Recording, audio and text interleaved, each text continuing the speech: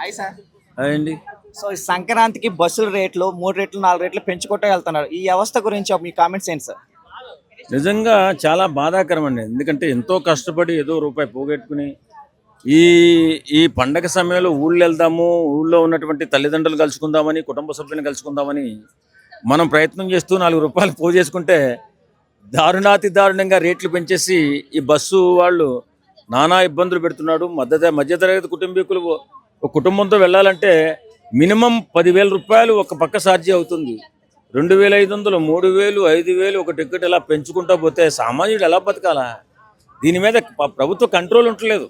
నిజంగా బాధాకరం ఏంటంటే వీళ్ళు ఎలక్షన్స్ వచ్చినప్పుడు ఎర్రి మాటలు పిచ్చి మాటలు మాట్లాడమే తప్ప ఈ నాయకులు నిజంగా ఇలాంటి సందర్భంలో పండగ సందర్భంలో ఒక చిరుద్యోగి ఒక 20,000, 15,000 సంపాదించుకున్న ఉద్యోగి సంవత్సరం అంతా కష్టపడి తన సొంత గ్రామం వెళ్ళి బంధువుల్ని చుట్టాలని తల్లిదండ్రుల్ని కలుసుకోవాలని వెళుతుంటే కన్నీళ్ళు వస్తున్నాయి.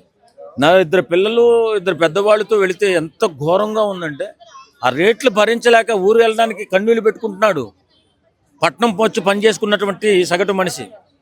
అసలు ఈ ప్రభుత్వాలు ఏం చేస్తున్నాయో నాకైతే అర్థం కావట్లా. నిజంగా ఇంత ఘోరంగా దోచుకుంటూ అవి కూడా సరైనటువంటి బస్సులు కూడా కాకుండా ఎక్కడో మూలం పెట్టేసిన బస్సులు ఇప్పుడు అన్నీ తీసి ఈ యాక్సిడెంట్లు అవ్వడానికి కూడా కారణమవుతున్నాయి. అది నియంత్రణ లేకుండా ఉంది. ప్రభుత్వం అలా పట్టించుకోవట్లేదు. ఈ ఈ రేట్లపైన ప్రభుత్వ నియంత్రణ లేకపోతే సామాన్యుడు ఎలాగా ఊళ్ళెళ్ళి మళ్ళీ పండక్కెళ్ళి రాగలుగుతాడు?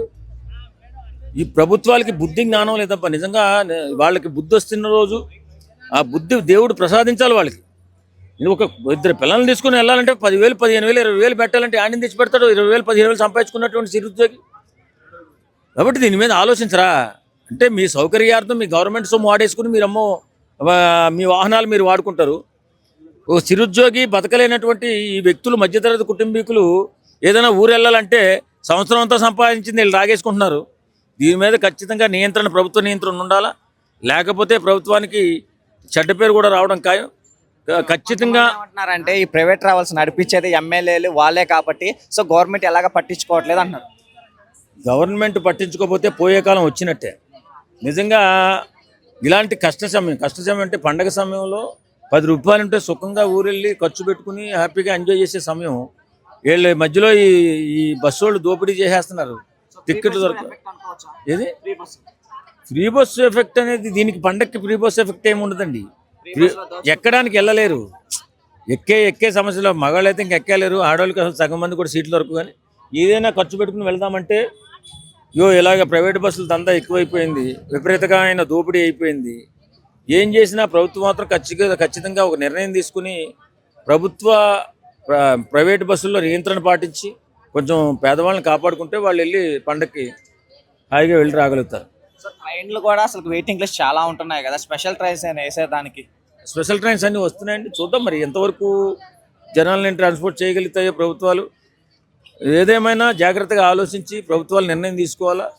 ఈ మధ్యతరగతి వాళ్ళే ఎక్కువగా ఉంటారు కాబట్టి పెద్దోళ్ళు ఉంటే కార్లు ఉంటాయి వాళ్ళు వెళ్ళిపోతారులేండి. కానీ మనం కారుల్లో కాకుండా బస్సులో వెళ్ళేటోళ్ళకి కానీ ట్రైన్లో వెళ్ళేటోళ్ళకి కానీ సౌకర్యవంతంగా ప్రయాణం చేసేదానికి రేట్ల విషయంలో కానీ సౌకర్యాల విషయంలో కానీ ఖచ్చితంగా కల్పించాలని చెప్పి కోరుకుంటున్నాను. Thank you. హాయ్ అన్న. సో ఈ సంక్రాంతికి బస్ టికెట్లో చాలా డబుల్ ట్రిపుల్ రేట్ పెట్టేశారు కదా, సామాన్యులు ఎలా పోవాలనుకుంటున్నారు? సామాన్యులు పోవాలంటే విజయవాడ హైదరాబాద్కి చాలా బస్సులు పోతాయి. ముఖ్యంగా వైజాగ్కి వెళ్ళేవాళ్ళు చాలా ఇబ్బంది పడుతున్నారు. ఒక్కొక్క టికెట్ 3,000, 4,000 చూస్తానంటే వాళ్ళు ఏం చేయాలి ఏందనేది పరిస్థితి అర్థం కావట్లా. ట్రైన్లు కూడా ఎక్స్ట్రా వేయటం లేదు. చెబుతున్నారు 4-5 ట్రైన్లు ఉన్నాయి అని అంటున్నారు కానీ ఆల్రెడీ బుకింగ్లు అయిపోతున్నాయి. బుకింగ్ ఓపెన్ చేస్తుంటే సినిమా టికెట్లు కన్నా దారుణంగా తయారయ్యింది. మరి బస్సులు మరి ఎక్స్ట్రా ఎందుకు పెంచట్లేదు ఏందో అర్థం కావట్లేదు. ఎలక్ట్రానిక్ బస్సులు 800 ఉన్నాయి, 900 ఉన్నాయి అంటున్నారు. మరి ఏం చేస్తున్నారు అనేది అర్థం కావట్లేదు. ఒక సామాన్యుడు ఇప్పుడు ఎవరైనా ఒక హైదరాబాద్ కానీ వైజాగ్ కానీ లేదంటే బెంగళూరు కానీ ఎక్కడికి వెళ్ళినా కానీ ఎండ్ ఆఫ్ ది డే మళ్ళీ సంక్రాంతి ఫెస్టివల్ కానీ ఊరికి వెళ్ళాలి. సో ఇట్లాంటి టైంలో అంత టికెట్లు అయిపోయి ఉంచడం ఎంతవరకు కరెక్ట్ అసలు ప్రభుత్వాలు? చాలా కరెక్ట్ అన్న. ఎందుకంటే మనకి ఉచితం ఇస్తున్నారు కదా ఆడవాళ్ళకి ఉచితం ఇస్తున్నారని ఏం చేస్తున్నారో తెలుసా? కారులో కూడా నిన్న రీసెంట్గా ఒక కారు చూశాను నేను. కారులో ఏం చేశాడు, లేడీస్ 4-5 ఉన్నారు. ఆ 4-5 బస్సు ఎక్కించేది. ఆ కార్ డ్రైవర్ ఏం చేశాడు, ఇంకొక 4 ఎక్కించుకుని అడగ తీసుకెళ్ళాడు యాదగిరి గుట్ట. మరి ఇంత పిచ్చినాడతాను. సమాజం అనేది ఎటు వెళ్తుందో నీకు ఉదాహరణ చెప్పాను నేను. వాళ్ళ ఫ్యామిలీస్తో కలిసి యాదగిరి గుట్టకు బయలుదేరాడన్నా. వాళ్ళని బస్సు దాన్ని తీసుకెళ్ళి బస్ స్టాండ్లో తెచ్చేసి యాదగిరిగుట్ట అని ఇంకో నలుగురు నెక్కించుకుని అది తీసుకుని వెళ్ళాడు. మరి ఏందన్న ఇది? ఈ ఆలోచన ఎట్ట మారింది చూసావు కదా. మరి మనకు కూడా అంతేనన్నా. నీకు ఒక్క ఉదాహరణ అన్న, నేను మొన్న రీసెంట్గా ఏపీ ఎలక్షన్లప్పుడు వెళ్ళానన్న. ఏది బస్సు ఎక్కి వెళ్ళాను 400. అక్కడికి వెళ్ళినాక నాకు 2000 ఇచ్చారు టికెట్కి. ఏది పార్టీ అది మన ఓటు వేసినందుకు 2000 ఇచ్చారు. తిరిగి రిటర్న్ అయ్యానన్న 1500 అన్న. బస్సుకు మొదలుపెట్టి నీకు దేన్ని కదిలిచ్చినా 1500. ఓకే 1500. ఆర్టీసీ బస్సు అయినా కానీ ఏదైనా కానీ 1500 అన్నారన్న. ఎంత బాధ వేసిద్ది అన్న. అమ్మ ఎందుకు ఓటు వేసామరా నాయన అన్న ఫీలింగ్ కలిగింది. ఎందుకు వెళ్ళామరా నాయన అన్న ఫీలింగ్ కలిగింది. సేమ్ ఈ సంక్రాంతి పండగకు కూడా అట్లాగే కలుగుతుంది. కానీ ఇంటికాడ అందరూ వస్తారు, హ్యాపీనెస్ డేస్ 4 డేస్ హ్యాపీగా ఉండాలనే ఫీలింగ్తో వెళ్ళే టైం కాబట్టి ఇది కంపల్సరీగా వెళ్తారు. ఈ టైంలో గవర్నమెంట్ తొక్కడం అనేది వాళ్ళకే బ్యాడ్ నేమ్ వస్తుంది. కానీ ఉచితం నొప్పి కూడా తెలిసిద్ది. ఆడాలకు ఉచితంగా ఇస్తున్నారని ఆనందపడుతున్నారు కదా, ఆ నొప్పి అనేది కూడా తెలిసిద్ది జనానికి. బాబు ఉచితం అనేది ఒక పక్క ఇచ్చి ఒక పక్కన దోచుకుంటారు, మనమే రాయిబెట్టి కొట్టుకోవడం అంటే ఏందో తెలుసా అనే ఉత్సాహం అనేది మనలో వచ్చిద్ది. ప్రతి క్లారిటీగా వచ్చింది. ఒకప్పుడు చెడు వినక, చెడు చూడక, చెడు మాట్లాడు అనేవాళ్ళు. ఇప్పుడు చెడు చూడు, చెడు మాట్లాడు, చెడు నేర్చుకో, చెడులో నలిగిపో, మాకు మళ్ళీ చెడును మార్చడానికి ట్రై చేయి అన్న సామెత తయారవుతుంది సమాజంలో. సో ప్రైవేట్ ట్రావెల్స్ అంత విచ్చలవిడిగా రేట్లు పెంచేసుకుంటున్నారు. గవర్నమెంట్ ఎందుకు సైలెంట్గా ఉంటుంది అన్న? ప్రైవేట్ ట్రావెల్స్ ఎవరియో కాదన్న, మన ఎమ్మెల్యేలు, మన గవర్నమెంట్ ఎంప్లాయర్స్ వాళ్ళని మనం తొక్కేస్తున్నాం కదా పాపం. ఉచిత పథకాలని వాళ్ళు ఇట్లా దోచుకుంటున్నారు. దానిలో తప్పులేదు. ఒక్కటన్నా ఏది చూసినా కానీ ఉన్నోడికి బాధ లేదు, లేనోడికి బాధ లేదు. మధ్యలో ఉంటాడు చూసా మిడిల్ క్లాస్ వాడు, ఆడు నలిగిపోతున్నాడు. వాడికి ఉపయోగపడేది ఇప్పుడు దాకా దగ్గర 50-60 సంవత్సరాల స్వాతంత్రం వచ్చినా వాడు నలిగిపోవటం తప్ప ఏమనేది ఏ గవర్నమెంట్ వాడికి చేసింది లేదు.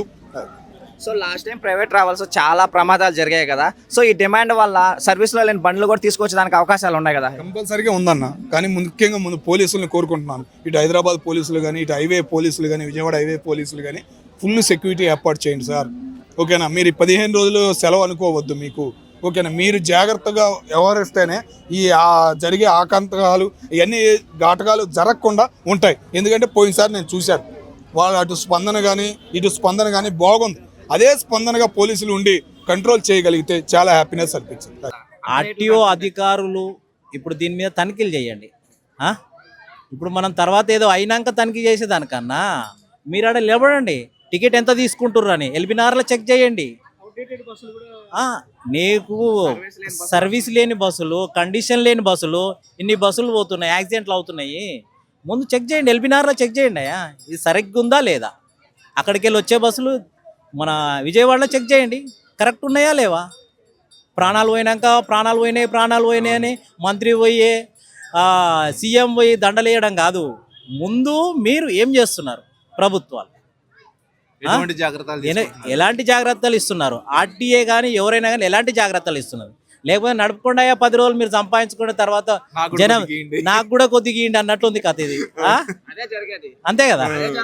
ఇప్పుడు జనాలు ఏమనుకుంటున్నారు అంటే 700 రూపాయల టికెట్ విజయవాడ పోవడానికి, ఎక్కడైనా పోవడానికి 2000 ఉన్నదానికి 6000 5000 పెట్టాలంటే 5 మంది పోవాలంటే నీకు కంసగమన్నా కానీ 25,000 అవుతున్నాయి. ఏంది ఇది పరిస్థితి? పండగ చేయాలా లేకపోతే ప్రాణాలు తీసుకునాలా? కండిషన్ అయిన బండ్లు ఇస్తున్నారా లేకపోతే ఏది ఆర్టీఓ తనిఖీలు చేస్తుందా, మాఫియా చేస్తుందా? ఆర్టీఓ తనిఖీలు చేస్తుందా, మాఫియా చేస్తుందా? కరెక్ట్ బస్సులు, కరెక్ట్ కండిషన్లు ఉన్న బస్సులను తనిఖీ చేయండి. ప్రజల పానాన్ని కాపాడండి, కానీ ప్రజల పానాలు తీయకండి.